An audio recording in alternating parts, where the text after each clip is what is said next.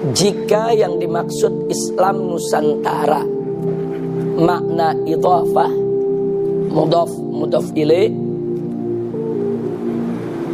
atau jika yang dimaksud Islam Nusantara adalah Islam di Nusantara, atau kalau yang dimaksud Islam Nusantara adalah Islam yang sudah menjadi bagian tidak terpisahkan, yaitu daripada bangsa Indonesia atau daripada Nusantara, atau kalau yang dimaksud Islam Nusantara adalah Islam yang sudah berurat berakar menjadi bagian kehidupan masyarakat Nusantara, atau kalau yang dimaksud Islam Nusantara adalah Islam yang rahmatan lil alamin, Islam yang santun, Islam yang ramah, Islam yang lembut, Islam yang tidak mudah saling mengkafirkan sesama kaum muslimin, dan seterusnya,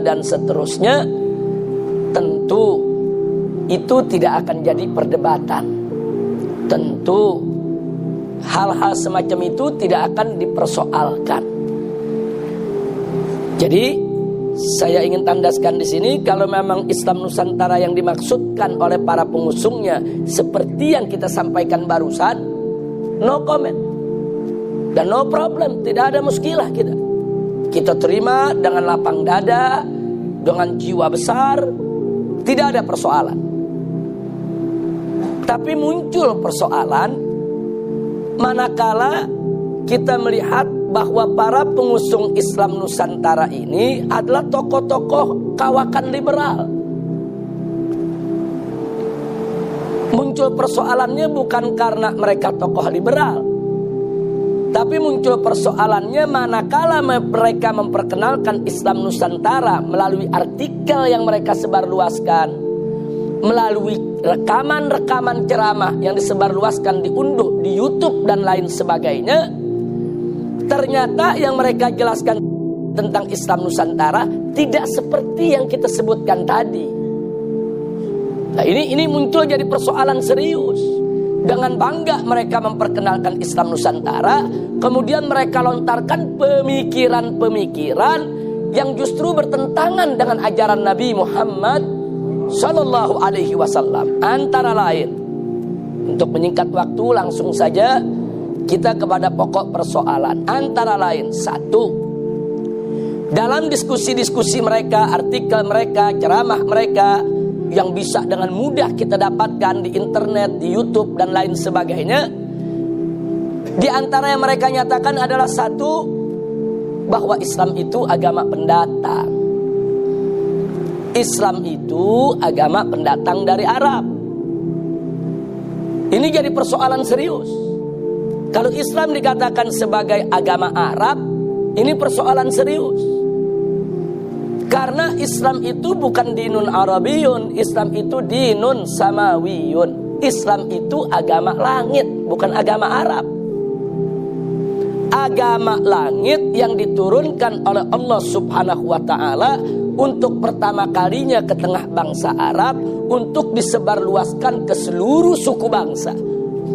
Di mana Allah firmankan dalam Al-Quranul Karim kepada nabinya tercinta Sayyiduna Muhammad Sallallahu Alaihi Wasallam, wa ma arsalnaka illa kafatan linnas basyiran wa nadhira. Shadaqallahul azim. Jadi Allah yang menyatakan dalam Al-Quran, tidaklah kami mengutus engkau wahai Nabi, wahai Rasul, wahai Muhammad, melainkan kafatan linnas, untuk segenap umat manusia. Nabi itu diutus sebagai basyiran, sebagai pembawa berita gembira, wa nadhiran, dan sebagai pemberi peringatan. Jadi berdasarkan ayat ini saudara jelas bahwa Nabi itu diutus oleh Allah bukan hanya untuk bangsa Arab, bukan hanya untuk suku Quraisy, bukan hanya untuk keluarga, anak dan keturunannya, tapi untuk seluruh umat manusia apapun suku bangsanya. Nah, jadi di sini kita lihat, jadi nggak betul kalau dikatakan Islam itu agama Arab. Enggak, Islam itu agama langit, diturunkan oleh Allah. Jadi jangan mengkerdilkan Islam dengan mengatakan Islam itu agama Arab. Nah yang kedua, mereka katakan Islam itu agama pendatang. Tunggu dulu kalau kita mau bicara soal pendatang. Islam itu agama dari Allah. Bumi ini ciptaan Allah. Bumi ini milik Allah. Sehingga dimanapun Islam itu hadir di atas muka bumi ini, Islam tidak pernah menjadi pendatang. Islam akan selalu menjadi pribumi di bumi manapun milik Allah Subhanahu wa ta'ala. Jadi jangan mereka sombong dengan mengatakan Islam itu pendatang. Tidak. Orang Arab di Indonesia pendatang. Orang Cina di Indonesia pendatang. Tapi Islam bukan pendatang, saudara. Islam itu datang dari Allah Subhanahu wa ta'ala di atas muka bumi. Bumi ini milik Allah. Bumi ini ciptaan Allah. Dengan hak apa ada manusia yang begitu sombong mengatakan agama yang datang dari Allah dikatakan sebagai pendatang? Enggak begitu, saudara. Nah, jadi ini berbahaya sekali. Ingin mengecilkan peran Islam, ingin mengecilkan nilai Islam. Dia ingin bermain kata-kata. Nah, kemudian selanjutnya dia katakan karena Islam ini pendatang dari Arab, maka Islam itu harus dipribumisasi. Islam itu harus diindonesiakan. Islam itu harus dinusantarakan. Ini kalimat sangat berbahaya. Loh, kenapa saya katakan berbahaya? Karena dulu Nabi pada saat diutus oleh Allah Subhanahu wa ta'ala pertama kali ke tengah bangsa Arab, bukan untuk mengarabkan Islam, tapi untuk mengislamkan Arab. Jadi jangan dibulak-balik. Nabi nggak pernah mengarabkan Islam, ya ikhwan. Nabi itu dulu tugasnya mengislamkan bangsa Arab dan seluruh suku bangsa di dunia. Jadi dulu Nabi mengislamkan Arab, bukan mengarabkan Islam. Nah, jadi kelompok mereka ini yang menyebut dirinya sebagai Islam Nusantara memutarbalikkan persoalan, dan ini sangat berbahaya. Baik, sekarang mari kita lihat. Kalau nanti Islam di Indonesia harus di-Indonesiakan, maka konsekuensinya Islam di Afrika harus di-Afrikakan, Islam di Eropa harus di-Eropakan, Islam di Amerika harus di-Amerikakan, Islam di Cina harus dikinakan, Islam di India harus di-Indiakan. Naif betul. Kok bisa begitu rendah sekali Islam? Ingin diubah-ubah, disesuaikan dengan suku bangsa? Tidak.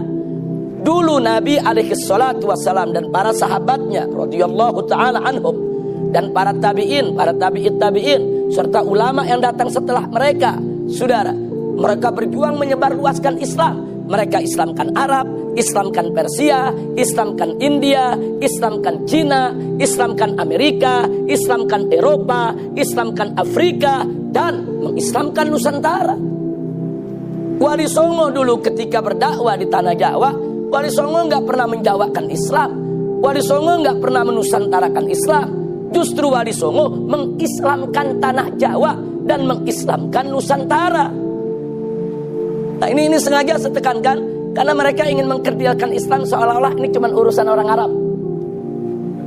Sebetulnya yang mereka mau serang bukan Arab, mereka mau serang Islam. Arab ini cuma perantara saja, ya ikhwah. Nah, karena itu kita bantah habis. Gak bisa mereka gunakan istilah sedemikian rupa. Nah, kalau istilah ini dibiarkan berbahaya. Nah, pada kenyataannya memang akhirnya mereka kembangkan. Nah, baik, sekarang yang berikutnya yang keempat. Apa mereka kembangkannya? Kata mereka, karena kita ini adalah bangsa Indonesia, kita masyarakat Nusantara, kita jangan mau dijajah sama Arab. Jangan mau kita diperbudak sama Arab. Maka itu segala unsur Arabisasi dalam Islam harus ditolak. Ambil Islamnya, buang Arabnya. Itu mereka sampaikan dalam beberapa ceramah, dalam beberapa diskusi, dalam beberapa artikel. Ambil Islamnya, buang Arabnya. Makanya jangan kaget. Sejak tahun 1984, salah satu tokoh liberal, pentolan liberal di Indonesia berceramah di kampus UI. Saudara, untuk pertama kalinya dia katakan bahwa untuk mempribumikan Islam, maka pertama kali kita ganti dulu Assalamualaikum dengan selamat pagi dan selamat siang. Ini dari tahun 84 deh, terus berkembang sampai sekarang. Nah, ini kan sekarang Dengan alasan apa? Karena assalamualaikum itu adat Arab, itu tradisi Arab. Kita ganti dengan bahasa kita supaya lebih akrab, lebih Indonesia, lebih Nusantara, lebih pribumi. Kenapa mesti pakai assalamualaikum? Nah, untuk membantah ini perlu kita kembalikan kepada sejarah assalamualaikum itu sendiri. Sebelum Nabi diutus menjadi Rasul, di tengah masyarakat Arab jahiliyah nggak ada yang kenal assalamualaikum. Salam yang ada sesama masyarakat jahiliyah adalah wasobaha. Abu Jahal ketemu Abu Lahab, wasobaha. Bahkan para sahabat Nabi sebelum masuk Islam, salamnya juga wasobaha. Tapi setelah Nabi ajarkan konsep assalamualaikum yang merupakan ajaran Allah, maka mulai saat itu seluruh umat Islam di zaman Nabi tidak lagi menggunakan wasobaha. Mereka menggunakan assalamualaikum. Sehingga salamnya umat Islam dengan salamnya orang kafir masyarakat jahiliyah berbeda.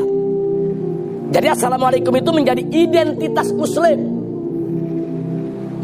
Dengan demikian, assalamualaikum itu bukan adat Arab, bukan tradisi Arab, tapi assalamualaikum itu adalah ajaran Islam. Nah, jadi jangan dibulak-balik. Yang adat Arab itu wasobaha.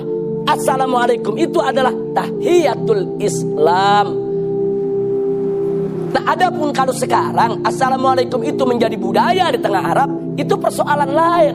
Karena bangsa Arab rame-rame masuk Islam, akhirnya salam mereka berganti dengan assalamualaikum. Akhirnya assalamualaikum itu merata di seluruh bangsa Arab, digunakan sebagai salam mereka, membudaya, berurat berakar. Ya, itu tidak kita pungkiri. Tapi asal usulnya tetap itu adalah ajaran Islam, bukan salam Arab, salam Islam. Dan kalau kita bicara soal itu sudah membudaya di tengah bangsa Arab, bukan di tengah bangsa Arab saja, dari Sabang sampai Merauke, assalamualaikum itu sudah membudaya. Di Aceh assalamualaikum, di Palembang assalamualaikum, di Padang assalamualaikum, di Jawa Barat, Jawa Tengah, Jawa Timur, Ambon, Irian, bahkan di negara-negara Eropa umat Islam assalamualaikum jadi budaya. Apalagi masyarakat Betawi nih, saking membudayanya jadi lamleikum. Fakta itu. Lamleikum, Waalaikumsalam. Nih orang Arab sendiri bingung apa artinya itu. Nah, saya sampaikan begini, bukan saya membenarkan lamleikum, Waalaikumsalam, tidak. Yang betul itu assalamualaikum, jawabnya waalaikumsalam. Itu yang betul. Jadi apa yang dilakukan oleh masyarakat Betawi lamleikum, Waalaikumsalam tidak betul. Cuman kenapa ini saya sampaikan? Saya sampaikan di sini hanya untuk menunjukkan dan membuktikan betapa assalamualaikum sudah berurat berakar di masyarakat Betawi. Berurat berakar, sudah jadi budaya. Sehingga assalamualaikum itu saat ini bukan hanya budaya Arab, dia juga budaya Afrika, budaya Eropa, budaya Amerika, budaya Indonesia, budaya Nusantara, budaya dunia. Nah, ini yang ingin kita tekankan. Lagi pula, kalau assalamualaikum itu harus diganti dengan selamat pagi, selamat siang, besok kacau di sholat kita. Sebab salam itu salah satu rukun sholat. Tanpa salam tidak sah. Nah, urusannya kalau kita ganti, begitu sholat subuh, selamat pagi, selamat pagi. Nah, giliran sholat zuhur gimana? Selamat siang, selamat siang. Ntar sholat asar, selamat sore, selamat sore. Sholat maghrib, selamat petang, selamat petang. Sholat isya, selamat malam, selamat malam. Sholat tahajud, dia bingung. Dibilang malam udah liwat, dibilang pagi belum terang. Akhirnya apa? Selamat remeng-remeng. Artinya sengaja ini kita sampaikan dengan bahasa yang gampang aja. Ini bukan sekedar gurauan, tapi untuk mengingatkan assalamualaikum itu rukun sholat. Bukan seenaknya digonta-ganti, saudara. Nah, jadi alasan mereka ambil Islamnya, buang Arabnya, harus kita waspadai. Sebab kalau ini kita biarkan, nanti ada ajaran-ajaran Islam yang mereka tidak suka, mereka Arabkan. Ah, itu Arab, nggak usah dipakai. Itu budaya Arab, terus tradisi Arab, bukan Islam. Ambil Islamnya, buang Arabnya. Ini kita baru bicara assalamualaikum. Dan terbukti yang kedua, yang berikutnya, apa mereka katakan? Ambil Islamnya, buang Arabnya. Karena itu wanita-wanita Indonesia nggak perlu pakai jilbab. Kata mereka jilbab itu budaya Arab, tradisi Arab. Kenapa bangsa Indonesia kok perempuannya mau pakai jilbab? Ada urusan apa dengan jilbab? Pakai pakaian Nusantara. Ini jadi persoalan serius, saudara. Nah sekarang mari kita kembali kepada sejarah. Sebelum Nabi diangkat menjadi Rasul, tidak ada satupun perempuan Arab yang kenal jilbab. Mereka mutabarrijat, makshufatul aurat, terbuka aurat mereka. Rambut mereka riap, leher mereka buka, bahkan mereka hiasi dengan aneka ragam kalung emas untuk mereka pertontonkan. Saudara, pakaian mereka terbuka, pusar mereka terlihat, tarian perut sangat terkenal di tengah masyarakat Arab ya kawan. Itu budaya Arab. Tapi begitu Nabi diangkat menjadi Rasul, saudara, kemudian Allah perintahkan kepada Nabi untuk mengatakan dan menyampaikan kepada istri-istrinya, putri-putrinya, dan seluruh perempuan orang yang beriman. Apa kata Allah? Yudnina alaihinna min jalabibihin. Nabi diperintahkan Allah sampaikan kepada istri-istrimu, putri-putrimu. Sampaikan kepada seluruh perempuan beriman. Apa yang harus disampaikan? Mereka harus menghamparkan daripada pakaian kurung mereka, jilbab mereka untuk menutup aurat. Ini perintah Allah. Dan begitu ayat ini turun di malam hari, besok paginya satu Madinah tidak ada satu perempuan muslimah pun yang tidak pakai jilbab. Sehingga pemandangannya kontras berbeda. Yang muslimah pakai jilbab, yang bukan muslimah nggak pakai jilbab. Dari sejarah ini kita ketahui kalau begitu jilbab bukan adat Arab. Jilbab itu perintah Allah. Jilbab itu ajaran Islam. Jilbab itu kewajiban agama. Nah, jadi jangan dibulak-balik, oh ini adat Arab, ini tradisi Arab. Itu yang saya katakan tadi. Kalau pintu ini kita buka, nanti setiap syariat Islam yang mereka tolak, mereka Arabkan. Assalamualaikum diarab-arabin, jilbab diarab-arabin. Fakta. Nah sekarang yang belakangan nih saudara, seorang profesor, doktor, kiai, haji, pimpinan ormas Islam besar, kok tega mengatakan jenggot itu adat Arab, tradisi Arab yang gak perlu ditiru. Kok tega mengatakan semakin panjang jenggot seseorang menunjukkan semakin tidak cerdas. Ittaqullah. Dia mesti takut kepada Allah bicara semacam itu saudara. Jenggot itu sunnah Nabi dalam mazhab al-Imam Asy-Syafi'i radhiyallahu ta'ala anhu wa anna jami'an. Memelihara jenggot itu sunnah, dikerjakan mendapatkan pahala, tidak dikerjakan tidak berdosa. Betul, dalam beberapa mazhab lainnya jenggot itu diwajibkan saudara. Terlepas daripada perbedaan apakah ini sunnah, apakah ini wajib, yang jelas ulama sepakat ini disyariatkan dalam ajaran Islam. Ada hadisnya sahih saudara bicara soal jenggot. Loh kok bisa-bisanya dia mengatakan jenggot ini adat Arab, nggak perlu ditiru. Udah gitu digambarkan jenggot itu lambang kebodohan. Nabi berjenggot, Sayyidina Abu Bakar berjenggot, Sayyidina Umar berjenggot, Sayyidina Utsman berjenggot, Sayyidina Ali berjenggot, radhiyallahu ta'ala anhum wa an jami'is sahabah. Para a'immah berjenggot saudara. Bahkan kita ingatkan yang bersangkutan, pendiri Nahdlatul Ulama almarhum wal maghfurullah Hadratus Syekh Kiai Haji Hasyim Asy'ari berjenggot. Apa semua mereka mau katakan bodoh? Itu enggak pantas, apalagi diucapkan oleh seorang cendekiawan. Cendekiawan akademisi. Enggak boleh saudara. Soal dia tidak suka jenggot itu urusan lain. Mungkin dia lebih suka panjangin buru ketiak. Itu urusan dia saudara. Tapi kita bicara soal hukum, soal syariat. Enggak boleh dong dia mengatakan begitu. Dalam bercanda bergurau pun enggak boleh saudara. Ini persoalan yang serius. Oh, maksudnya dia ingin menyindir ada salah satu kelompok yang kalau piara jenggot nih panjang-panjang, dia ingin menyindir kelompok ini. Kalau kau tidak suka itu kelompok, sebut aja kelompok yang kau tidak suka. Jangan kau serang jenggotnya. Nah, kan gak lucu yang diserang jenggotnya saudara, yang diserang jubahnya, yang diserang imamahnya, yang diserang sorbannya. Sorban, jubah, imamah, semua ada dalilnya, bukan tidak ada dalil. Soal orang mau pakai nggak pakai urusan lain, saudara. Nah, ini yang perlu kita sampaikan. Jadi sudah sampai sejauh itu. Baik, kita lanjutkan lagi berikutnya.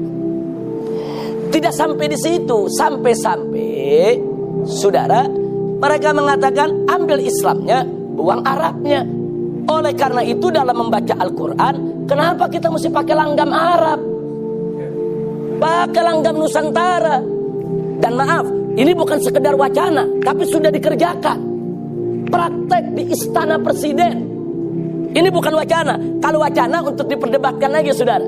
Ini sudah melangkah lebih jauh. Sudah menjadi satu visi, misi. Dan sudah dilakukan pada tanggal 15 Mei di Istana Presiden saat peringatan Isra Mi'raj.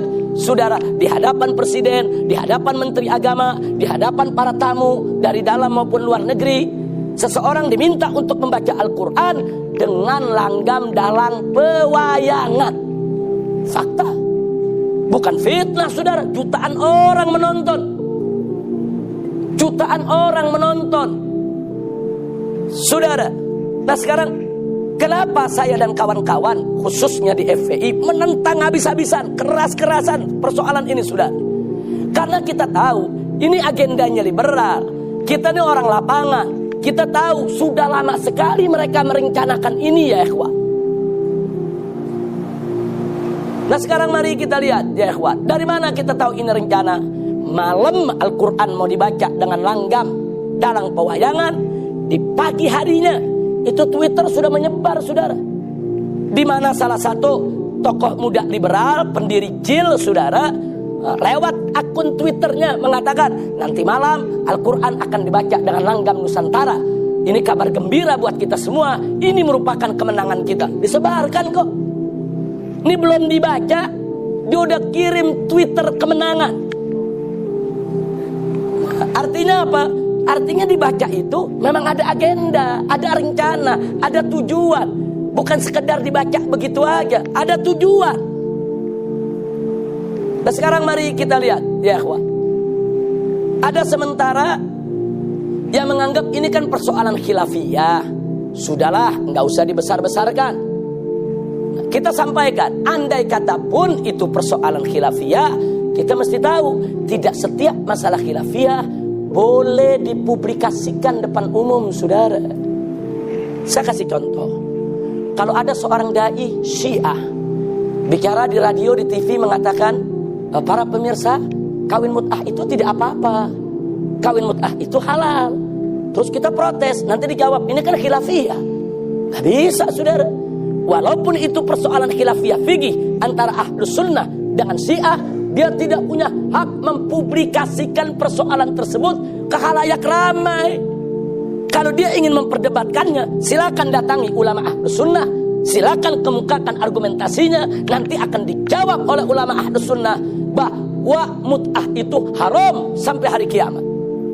Dia punya dalil, silakan keluarkan dalilnya, akan kita jawab dengan dalil lagi, saudara. Tapi bukan mentang-mentang khilafiyah dia boleh ngomong seenaknya di televisi, jadi fitnah dong. Nanti orang-orang awam dengar, saudara. Nggak bisa.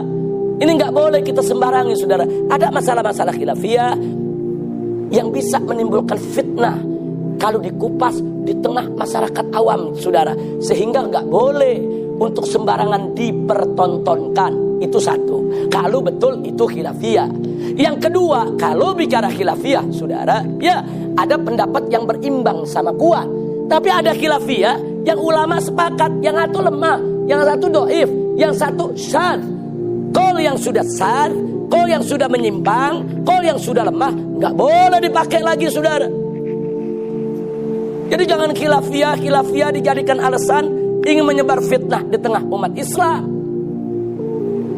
Nah, itu jawaban soal khilafiyah. Yang berikutnya mereka bilang, ya sudahlah, ini kan kombinasi budaya.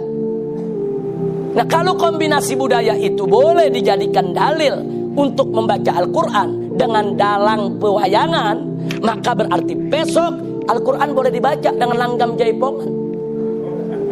Loh, kalau dalang pewayangan boleh, kenapa jaipongan nggak boleh? Berarti besok Al-Quran boleh dibaca dengan langgam dangdutan, dengan langgam yaitu gambang kromongnya Betawi, saudara. Berarti besok Al-Quran boleh dibaca dengan langgam Cina, dengan langgam India, saudara. Nggak bisa. Jadi lemah. Dia mau coba pakai akal, pakai logika, tapi menabrak seperangkat daripada dalil yang sudah disepakati oleh para ulama. Nah sekarang dalam Al-Quranul Karim Allah menyatakan faqala ta'ala warattilil Qur'ana tartila. Bacalah Al-Quran itu dengan tartil. Sayyidina Ali ibn Abi Thalib radhiyallahu ta'ala anhu su'ila anil murad bitartil. Apa yang dimaksud dengan tartil? Sayyidina Ali ditanya, beliau menjawab i'ta'ul huruf huquqaha. Tartil itu adalah memberikan setiap huruf Al-Quran hak-haknya. Bagaimana? Hak membacanya, hak mengucapkannya, kemudian hak keluar dari makharijul hurufnya, hak sifat hurufnya. Itu hak yang gak boleh dilanggar. Oh, ada kalau pertemuan antara sejumlah huruf menimbulkan suatu hukum. Seperti apa? Seperti ikhfa, idhar, iklab, idgham, baik yang bi gunnah maupun bila gunnah. Kemudian ada yang qalqalah dan lain sebagainya. Itu hak huruf, nggak boleh sembarangan. Itu dari segi hak huruf. Yang berikutnya lagi dari segi qiraat. Qiraat itu hanya boleh dibaca dengan qiraat mutawatirah. Nggak boleh qiraat sadah dipakai untuk baca Al-Quran. Contoh, kalau kita baca Al-Fatihah, ada yang baca Maliki Yaumiddin, mimnya dipanjangkan. Itu qiraat Nabi. Ada yang dipendekkan, Maliki Yaumiddin, itu juga betul. Itu qiraat Nabi, saudara.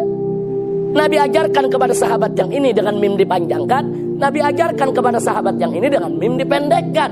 Selama qiraatnya mutawatirah dari Nabi, kita boleh baca.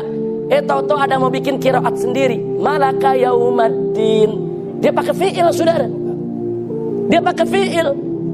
Walaupun maknanya serupa, dia pakai fi'il, haram. Karena Nabi nggak pernah mengajarkan baca seperti itu.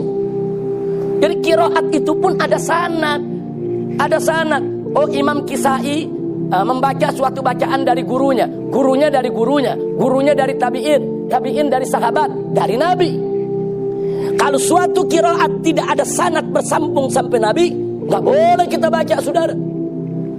Nah, ini yang kita mesti tegaskan, nggak sembarangan baca Quran. Dari segi hurufnya, sifatnya, mesti kita berikan hak-haknya, dan dari segi qiraatnya, saudara. Termasuk dalam soal langgamnya. Nah, dalam soal langgam itu ada hadis yang Nabi menyatakan, Iqra'ul Quran biluhunil Arab. Bacalah Al-Quran dengan langgam Arab, saudara. Jadi artinya langgam Arab itu memang Nabi yang suruh. Bukan sembarangan, bukan kita yang orang Arab pengen Al-Quran dibaca dengan langgam Arab. Bukan. Allah dan Nabi yang suruh. Lagi pula kalau kita mau pakai logika, wajar Al-Quran itu dibaca dengan langgam Arab. Loh, kenapa wajar? Nah, karena Al-Quran diturunkan dalam bahasa Arab. Kalau Al-Quran diturunkan dalam bahasa Jawa, tentu dibacanya dengan langgam Jawa. Kalau Al-Quran diturunkan dalam bahasa Indonesia, silakan baca dengan langgam Indonesia. Al-Quran diturunkan dalam bahasa Arab, harus dibaca dengan notasi Arab. Saya kasih contoh. Jujur, kita ini orang Jakarta khususnya. Kalau ada orang dari Jawa datang ke Jakarta, belum bisa bahasa Jakarta, belum bisa dialek, tapi sok ngomong Jakarta pakai dialek Jakarta, terus terang enek gak dengernya? Ya terus terang aja kita enek.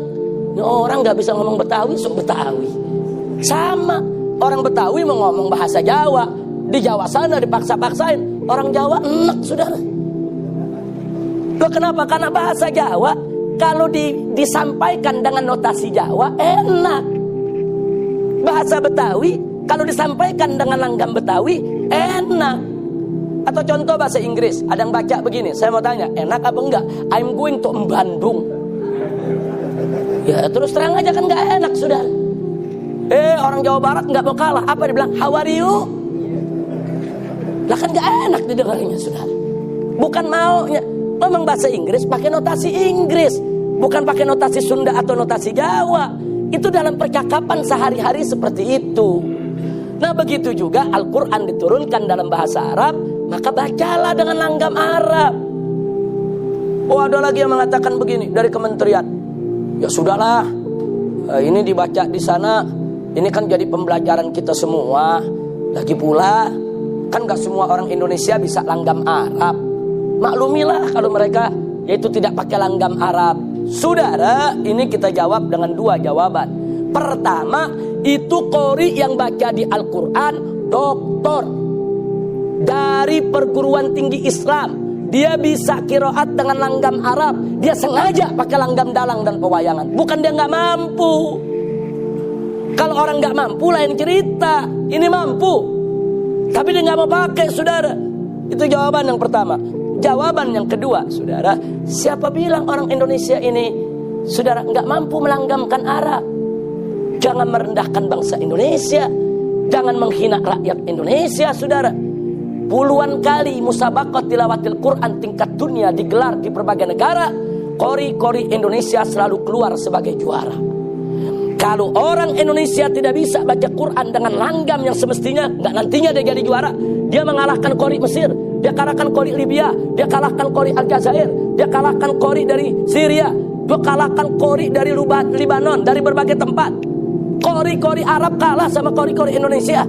Loh kenapa bisa begitu? Karena memang pembacaannya lidahnya fasih. Lidahnya fasih mengucapkan huruf. Kemudian tajwidnya dia kuasai. Suaranya bagus, saudara. Nah karena dia husnul ada fi tilawatil Quran, saudara, wah husnul shod, saudara, husnul tajwid, dia juara.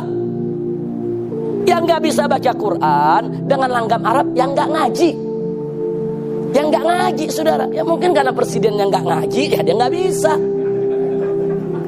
Kalau yang ngaji bisa, saudara. Yang ngaji di pesantren, di madrasah, di majelis taklim, bisa. Siapa bilang gak bisa? Jangan merendahkan bangsa Indonesia, saudara. Bahkan Anda boleh lihat saat ini orang Indonesia, walaupun dia gak bisa baca Al-Quran, tapi mengucapkan lafaz Allah semua fasih, saudara. Anda kalau ke Pakistan, ke India, Anda dengerin lafaznya. La ilaha illallah, subhanallah. Itu yang mereka gunakan. Saudara, Allahu Akbar. Kita dengar azan di India, asyhadu an la ilaha illallah.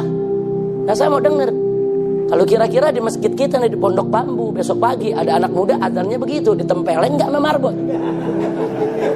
Ditempelin sama marbot, lu belum bisa azan udah mau azan. Orang Indonesia fase-fase sebut Allah, subhanallah, astagfirullah, la ilaha illallah. Nah jadi kalau soal kefasihan kita nggak ragukan lagi. Kalau ada yang tanya kenapa sih orang Indonesia fasih, ya jangan kaget. Karena dulu dai-dai yang datang ke Indonesia nih, ini datang dari Hadramut, datang dari Yaman.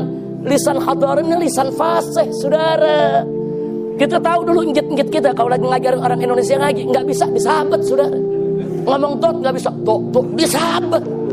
Sampai dotnya benar, saudara. Emang begitu dulu. Dulu nih injit-injit kita, habaib, masyaikh, saudara, yang ngajar di Indonesia nih dari Hadramut, ya begitu. Karena lidah orang-orang Hadramut, orang-orang Yaman ini fasih, orang Indonesia lidahnya ikut jadi fasih. Alhamdulillah gurunya fasih, muridnya pinter, jadi fasih juga, saudara. Nah ini yang mesti kita ingatkan. Nah kemudian begitu kita protes habis-habisan, saudara, ada yang mengatakan sudahlah, ini kan di istana presiden, kita mesti maklumilah. Nah kalau yang ini saya jawabnya gampang. Ada beberapa pejabat petinggi dari dewan maupun dari eksekutif yang ngontak supaya saya tidak menyoroti ini lagi, supaya saya tidak memprotes itu presiden ataupun menteri agama di berbagai mimbar. Jawab kita ringkas, baik. Kalau presiden nggak mau diprotes, saya punya usul. Saya punya usul. Kalau nggak dikatakan syarat, saya katakan saya punya usul. Ini kita sampaikan sebelum tanggal 17 Agustus. Kita katakan nanti pada peringatan 17 Agustus itu di istana kan digelar perayaan memperingati HUT kemerdekaan RI. Nah saya minta nanti presiden mengajak yang hadir nyanyi Indonesia Raya dengan langgam Cicak Rowo. Lakukan itu Indonesia Raya. Atau nyanyikan aja Indonesia Raya dengan langgam Betawi. Nyok kita nonton ondel-ondel. Kan orang Betawi ada lagi gitu. Yo, kita nonton ondel-ondel. Yo. Nah, nyanyi lagi Indonesia Raya. Indonesia tanah airku. Oi. Boleh gak saudara? Kita sampaikan kepada para pejabat kita, apa boleh? Mereka jawab, nggak boleh Habib. Nah, kalau lagu Indonesia Raya, nggak boleh seenaknya kau ubah. Notasinya nggak boleh diubah. Bahasanya nggak boleh diubah. Nadanya nggak boleh diubah.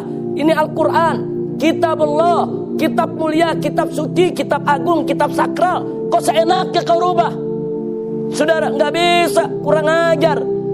Giliran lagu Indonesia Raya nggak boleh, saudara. Ya, memang nggak boleh. Kenapa? Ada Undang-Undang nomor 24 tahun 2009 yang melarang lambang negara, saudara, untuk diubah-ubah. 1, bendera merah putih. 2, lambang Garuda Pancasila. 3, bahasa Indonesia, termasuk menyanyikan lagu Indonesia Raya. Siapa yang coba-coba ubah dengan sengaja, minimal, saudara, 5 tahun penjara. Nah, mereka tahu aturan. Itu aturan mereka yang buat. Al-Quran juga ada aturannya. Allah yang sudah buat aturannya. Waratil Qur'ana tartila. Nabi yang sudah membuat aturannya. Iqra'ul Qur'an biluhunil Arab. Nah, kalau kau punya peraturan gak boleh dilanggar, kok peraturan Allah dan Rasulnya seenaknya kau mau langgar? Nah, gak bisa, saudara. Nah, ini setelah kita sampaikan begini, ya, mereka gak bisa ngomong apa-apa. Oh begitu Habib, ya emang begitu. Nah, habis bagaimana? Suruh presiden nyanyiin Indonesia Raya, berani gak? Nah, pakai langgam cicak rowo, pakai langgam balonku ada 5, suruh nyanyiin. Nah, jadi ini persoalan bukan persoalan kecil, persoalan serius, saudara. Segala sesuatu ada aturannya. Ini ceramah aja ada aturannya nih. Boleh saya kasih contoh? Boleh kan nih? Boleh. Di sini ada Syekhul Walid, Ustadz Taufik, saudara. Saya ingin mempersilahkan beliau untuk ceramah. Katakan saya diminta oleh Pak Fahmi sebagai MC. Saya katakan begini. Saudara-saudara yang dimuliakan Allah, sesaat lagi kita akan mendengarkan tausiah yang penuh hikmah, untayan mutiara. Hikmah yang akan disampaikan oleh guru kita yang mulia, Al-Muhtaramul Mukarram Syekhul Walid Al-Ustadz Taufik Bajber. Kepada beliau, falyatafaddal. Saya mau tanya, itu cara santun tidak? Jujur, santun tidak? Ramah tidak? Akhlak tidak? Bagus tidak? Emang begitu cara MC, saudara. Nah, kalau umpamanya saya rubah nih. Saya berdiri nih jadi MC. Nah, ini banyak yang hadir. Apa saya bilang? Para penonton berbahagia. Sebentar lagi kita akan sama-sama mendengarkan ceramah berapi-api dari guru kita dari Jawa Timur. Dialah kita persilakan, Ustaz Taufik. Yang di belakang jawab, ini mau ceramah apa main bola?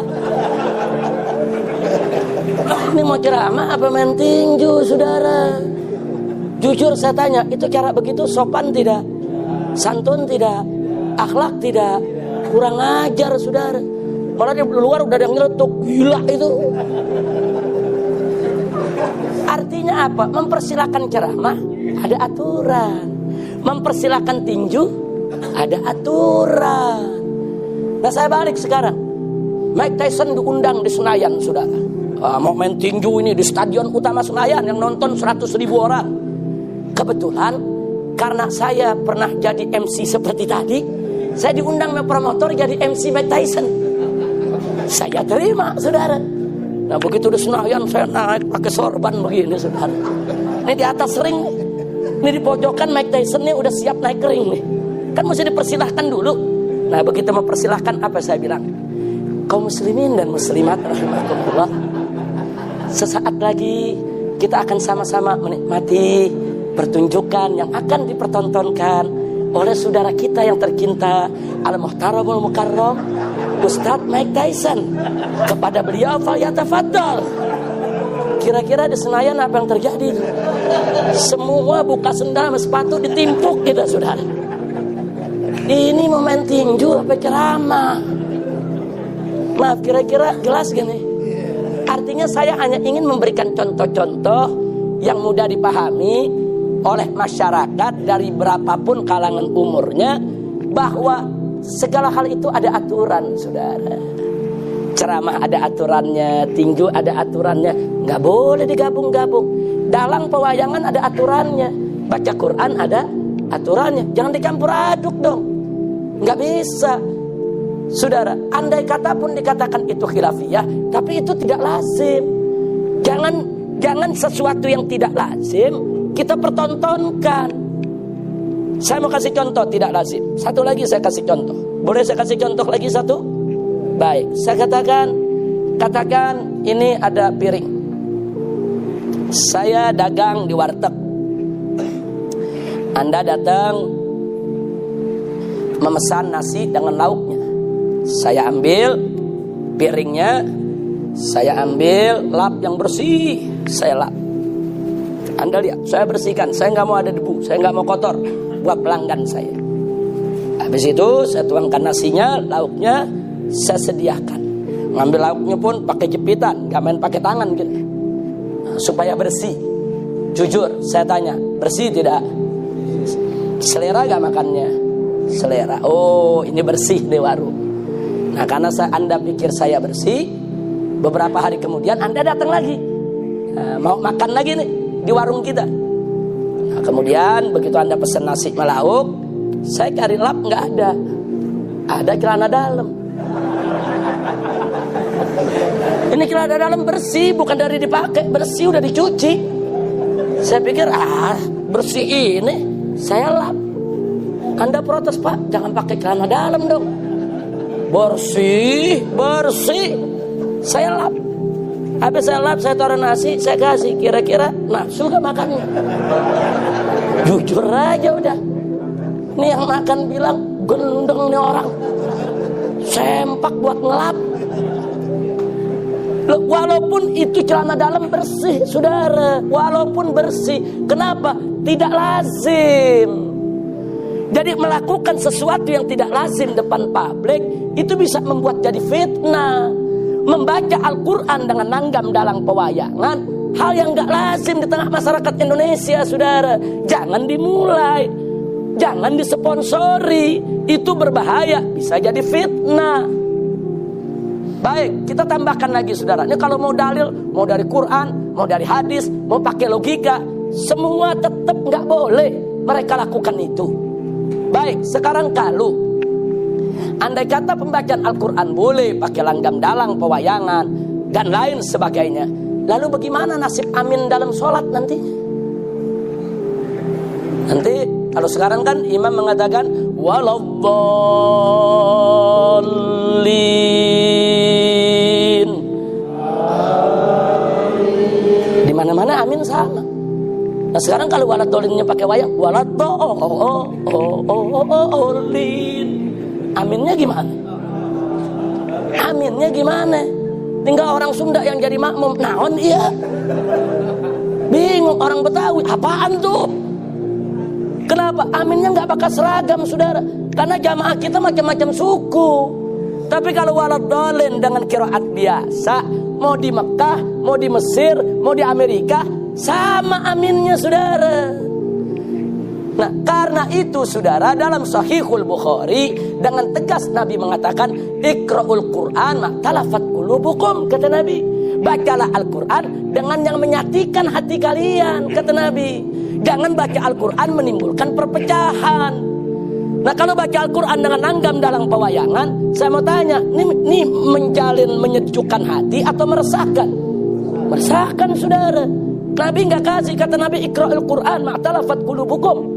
Baca Al-Quran, baca. Dengan bagaimana kita baca? Yang menyatukan hati kita, yang menyejukkan hati kita, bukan meresahkan. Sebagai tambahan lagi, saudara, jangankan langgam dalang pewayangan, saudara, langgam Arab saja tidak semuanya boleh untuk baca Al-Quran. Contoh satu, mari kita lihat gambus. Dari mana sih asalnya? Arab. Apa boleh baca Al-Quran dengan notasi gambusan? Nggak boleh, saudara. Walaupun gambus itu langgam Arab. Karena gambus itu langgam Arab untuk pertunjukan hiburan, nggak boleh buat baca Al-Quran. Al-Quran bukan pertunjukan, saudara. Begitu juga langgam tari perut dari Arab, saudara. Tari perut itu langgamnya dari Arab. Apa boleh baca Al-Quran dengan langgam tari perut? Nggak boleh, saudara. Barang siapa yang dengan sengaja membaca Al-Quran dengan langgam tari perut, padahal dia tahu langgam tari perut itu untuk pertunjukan maksiat, berarti dia sudah melecehkan Al-Quran. Dan dalam akidah Ahlus Sunnah wal Jamaah tegas, man istahza'a bil Quran faqad irtadda. Barang siapa yang memperolok-olok Al-Quran, maka dia sudah murtad dari agamanya. Nah, jadi nggak boleh sembarangan, saudara. Nah, ini yang mesti kita luruskan dulu. Nggak bisa seenaknya. Yang langgam Arab saja, langgam Arab, gambusan, qasidahan, tari perut, nggak boleh untuk dibaca digunakan buat membaca Al-Quran. Nggak boleh, saudara. Kenapa? Karena semua itu untuk pertunjukan hiburan. Al-Quran begitu mulia, Al-Quran begitu agung, sakral, suci. Nggak boleh sembarangan orang melakukan pembacaannya. Nah, jadi hal-hal semacam ini sengaja kita sampaikan kepada segenap umat supaya tahu betul bahaya mengubah-ubah daripada langgam bacaan Al-Quran. Baik, selanjutnya, saudara, ada protes, tapi sungguh pun begitu. Kenapa sih saya dan kawan-kawan begitu keras menolak pembacaan Al-Quran itu dengan langgam kedaerahan, saudara? Padahal sebagian kiai membolehkan, saudara. Singkat jawab kita, karena kami tahu siapa yang mengusung ini, karena kami tahu siapa ini yang punya program, saudara. Dan kita tahu tujuan mereka. Kalau hari ini mereka berhasil membiarkan Al-Quran dibaca dengan langgam kedaerahan, besok mereka akan berupaya supaya Al-Quranul Karim di Indonesia cukup dicetak terjemah bahasa Indonesia saja. Mau ngapain pakai tulisan Arab? Bangsa Indonesia, kamu dijajah sama Arab? Mau diperbudak sama Arab? Itu adat Arab. Yang penting ambil Islamnya, ambil Qurannya, buang Arabnya. Cukup baca terjemah. Umat agama lain kitab sucinya pakai bahasa Indonesia kok. Kenapa umat Islam mesti pakai bahasa Arab? Ini tujuan mereka, saudara. Kalau dibiarkan sangat berbahaya. Bukan sekedar khilafiyah. Kalau sekedar khilafiyah, kita tidak akan besar-besarkan. Kalau ini murni dilakukan oleh ulama-ulama yang istiqomah, bukan datang dari liberal, kita tidak persoalkan, saudara. Ya, ini khilafiyah. Tapi karena ini keluar dari kelompok liberal, diusung oleh kelompok liberal, saudara, mereka punya tujuan-tujuan yang sudah mereka atur dan sudah mereka rencanakan dari jauh-jauh hari. Ini harus dibendung. La taftahul bab. Jangan sekali-kali Anda buka pintu untuk mereka, saudara, mengubah-ubah daripada agama yang dibawa oleh Nabi kita Muhammad Sallallahu Alaihi Wasallam. Nah, kalau ini dibiarkan, apalagi bahayanya besok. Nah, besok kalau mereka nggak suka, sekarang udah terbukti, mereka nggak suka jilbab, mereka bilang Arab. Nah, mereka nggak suka jenggot, mereka bilang Arab. Nah, besok kalau mereka nggak suka hukum potong tangan pencuri, mereka bilang Arab. Mengapain pencuri dipotong tangan? Itu hukuman orang Arab itu. Itu hukuman keras, radikal. Itu tradisi Arab, adat Arab. Cukup pakai hukuman kita saja. Besok zani muhson yang mestinya dirajam sampai mati, mereka akan katakan rajam itu Arab. Besok anak gadis, anak bujang berzina yang mestinya dicambuk 100 kali dan diasingkan selama 1 tahun, mereka bilang cambuk itu Arab. Mengapain kita pakai Arab itu semua?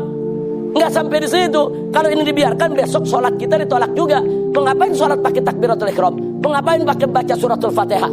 Mengapain pakai takbir, pakai tahmid, pakai tasbih? Mengapain ada duduk, ada sujud? Nggak perlu. Ambil sholatnya, buang Arabnya. Nggak perlu ada unsur Arab. Jadi sholatnya bagaimana? Udah berdiri aja, ngadep sang hyang, baca aja eling, eling, eling.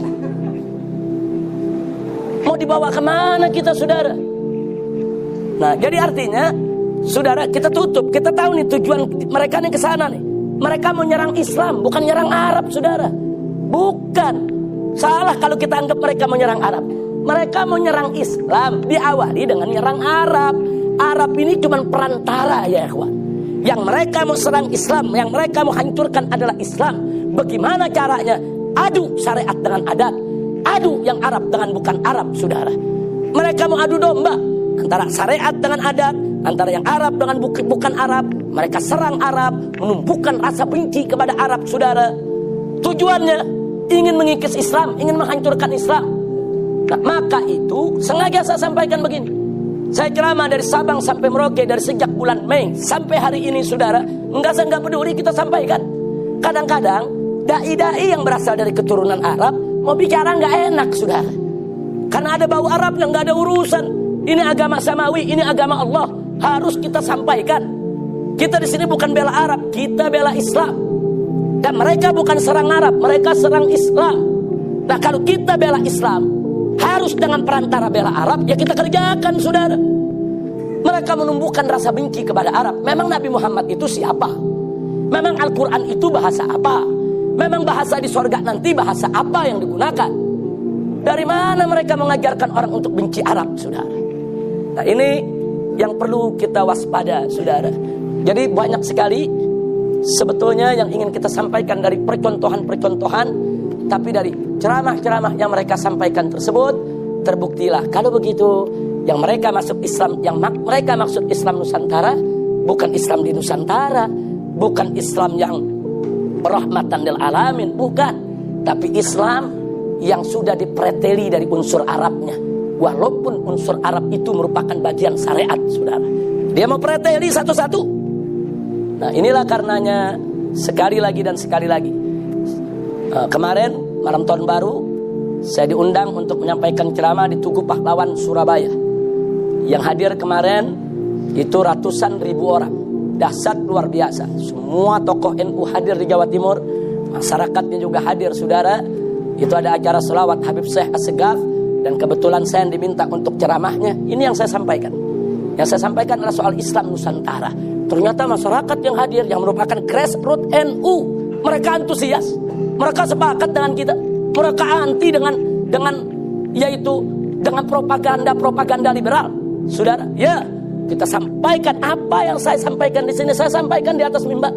Sampai TV 9 yang selama ini menjadi corong daripada aliran Nusantara, begitu saya ceramah 5 menit dia masih muat. Begitu saya bicara Islam Nusantara dia putus. Nggak berani muat, saudara. Nah, saya ditanya, Habib ini bagaimana TV 9 kok diputus begini? Saya bilang, ya mana mau mereka siarkan, orang mereka corongnya kok. Nah, kalau mereka corongnya kemudian mereka siarkan saya, sama juga nelanjangin diri sendiri. Nah, ini yang perlu kita sampaikan. Jadi kita nggak peduli. Saya keliling pondok-pondok pesantren NU. Kemarin saya ceramah di pondok pesantren Banyu Anyar. Itu pondok pesantren tertua yang ada di Madura. Saudara, pimpinan Kiai Haji Muhammad Rafi'i Baidawi, kita sampaikan persoalan ini.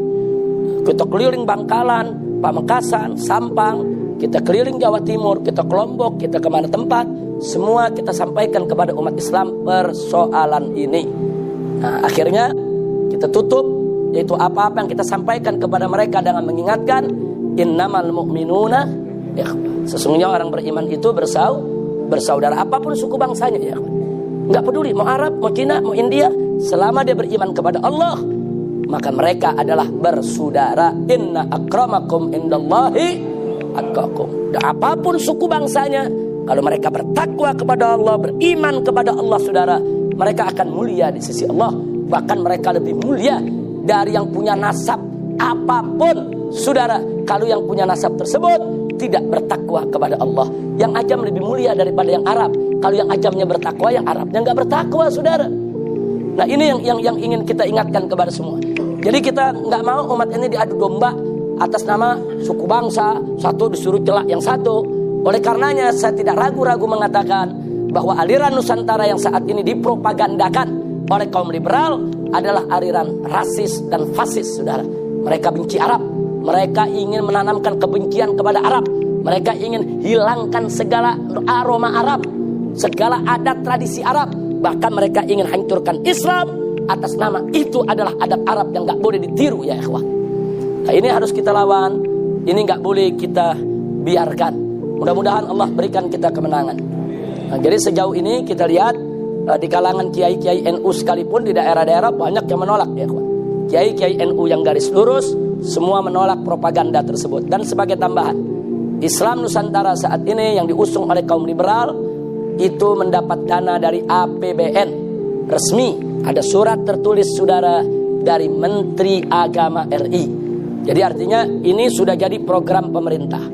Dan Jokowi pada saat berpidato di depan DPR RI dalam rangka menyambut HUT RI mengatakan Islam kita adalah Islam Nusantara.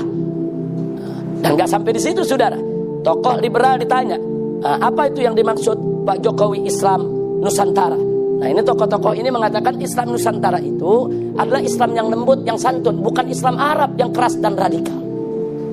Pakai ada tambahan, bukan Islam Arab yang keras dan radikal. Kita paham, mungkin yang dia maksud ini Arab-Arab yang lagi pada perang, saudara, yang keras. Tapi itu tidak mewakili Islam, saudara. Jangan terus mengatakan Islamnya yang radikal. Kalau Islam Arab mereka katakan Islam keras, Islam radikal, Islam ekstrim. Lalu Islamnya Nabi Islam apa? Islam Nusantara. Islamnya Sayyidina Abu Bakar Islam apa? Islam Nusantara. Islamnya Sayyidina Umar Islam apa? Islam Nusantara. Islamnya Sayyidina Utsman Islam apa? Islam Nusantara. Islamnya Sayyidina Ali Islam apa? Islam Nusantara. Enggak boleh seenaknya mereka bicara begitu, saudara. Nah, karena ini sudah menjadi program pemerintah, jangan kaget. Saat ini Islam Nusantara sudah menjadi mata kuliah di perguruan tinggi Islam, ya ikhwan. Termasuk Universitas Islam Negeri Syarif Hidayatullah Jakarta. Kemarin 3 putri saya masuk diterima ujian di UIN dan ikut sekolah di UIN. Begitu lagi posma, yaitu pekan orientasi. Apa istilahnya itu? Jadi lagi pekan orientasi, anak-anak saya ini mendapat tugas. Untuk apa? Untuk bikin tulisan tentang Islam Nusantara. Akhirnya mereka lapor, apa? Ini suruh tulis tentang Islam Nusantara. Nah, terus kamu mau tulis apa? Ya tulis aja isi ceramah apa? Ya tulis aja. Ntar kalau nilainya jelek bagaimana, Pak? Nggak apa-apa. Diberhentikan pun nggak apa-apa. Katakan yang hak itu hak, yang batil itu batil. Mulai mereka kuliah. Kuliah sehari pulang, uminya nanya di rumah, belajar apa tadi? Islam Nusantara, Mi. Besoknya pulang dari tempat kuliah, belajar apa tadi? Islam Nusantara. Uminya terus menjelit, berhenti kata Umi. Anak kita cabut, yang 2 kita cabut. Kalau yang 3 tinggal semester akhir karena pindahan dari Universitas Ahqaf. Jadi sengaja saya tidak pindahkan, tapi yang 2 yang baru kita tarik. Nah, sekarang kita kirim ke Gresik, ke Jawa Timur. Jadi artinya memang Islam Nusantara sudah menjadi mata kuliah resmi di perguruan tinggi Islam negeri maupun swasta, kecuali swasta yang masih tetap istiqomah di jalan Ahlus Sunnah wal Jamaah tidak akan mengajarkan materi tersebut. Kalaupun diajarkan, hanya Islam Nusantara dalam makna Islam di Nusantara. Islam sebagai sesuatu yang agama yang sudah menjadi bagian tidak terpisahkan dari masyarakat Nusantara. Tidak seperti yang kita terangkan barusan, ya ikhwan. Nah, terus kalau pertanyaannya, tapi kenapa ada kiai-kiai sepuh katanya setuju dengan Islam Nusantara? Saudara, kiai sepuh ini orang baik. Mereka orang soleh. Saya contohkan seperti Kiai Haji Maimun Zubair dari Jawa Tengah. Orang baik, saudara. Nah, dia bertanya kepada salah satu tokoh, apa sih itu Islam Nusantara? Dalam Munas ini.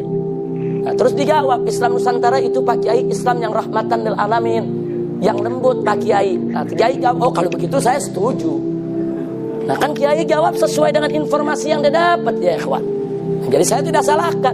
Orang tua, saudara, dapat informasi seperti itu, terus dibenarkan. Bukan dia saja. Saya pun kalau tanya, apa itu Islam Nusantara?